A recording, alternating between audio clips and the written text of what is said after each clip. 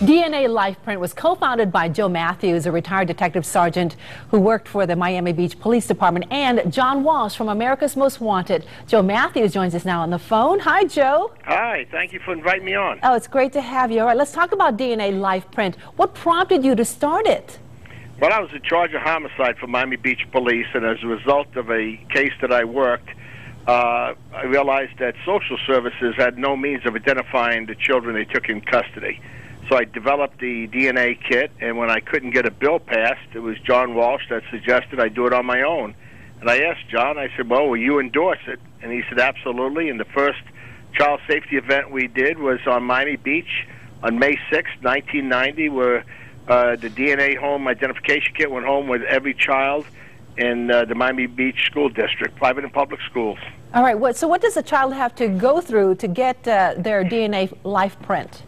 Well, this week at Georgetown, Ram and Jeep, they're sponsoring the program. They're paying for everything, so it's totally free of charge. And when the child come in with their parent, we take the FBI-certified biometric 10-digit fingerprint profile.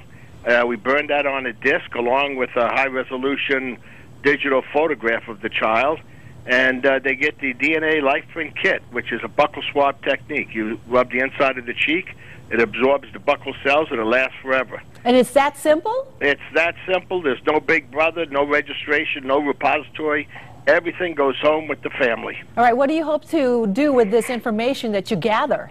You keep it in the privacy of your own home at room temperature. God forbid, if the case ever arises where your child's a runaway or a missing child, and you report it to the police, you turn over the entire packet to law enforcement.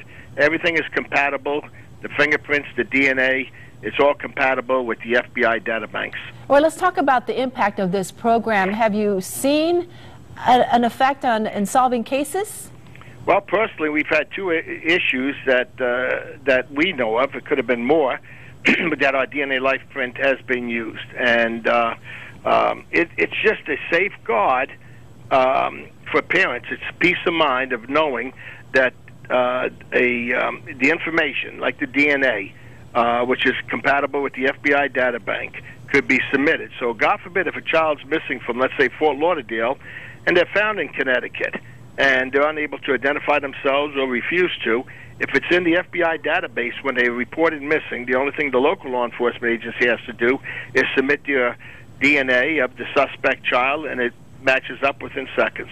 All right, but if it saves one life, this program is definitely well worth it, don't you think, Joe? Absolutely, and when people think of DNA, they think of two things. Number one, identifying a body, or number two, paternity testing. But this DNA is the best aid for law enforcement today in doing tracking someone for trace evidence. It's just unbelievable how powerful a tool it is. All right, and just really quickly, any other advice for parents to help keep their kids safe? Yeah, communication with their children. That's the most important thing. The second most important, go to Georgetown car dealership. They're paying for everything. It's no cost, and it's going to be on Saturday, May 21st at 9:30 to 2. Well, thank you so much, Joe. We appreciate you being on the show with us. And thanks for inviting me on. I really appreciate you getting the word out. We will. Again, that DNA Lifeprint child safety event is happening this Saturday, May 21st, as Joe just said, at Georgetown Chrysler Jeep Dodge Ram from 9:30 a.m. to 2 p.m. That's at 300 Westport Avenue in Norwalk. There's more Connecticut Style coming your way right after this.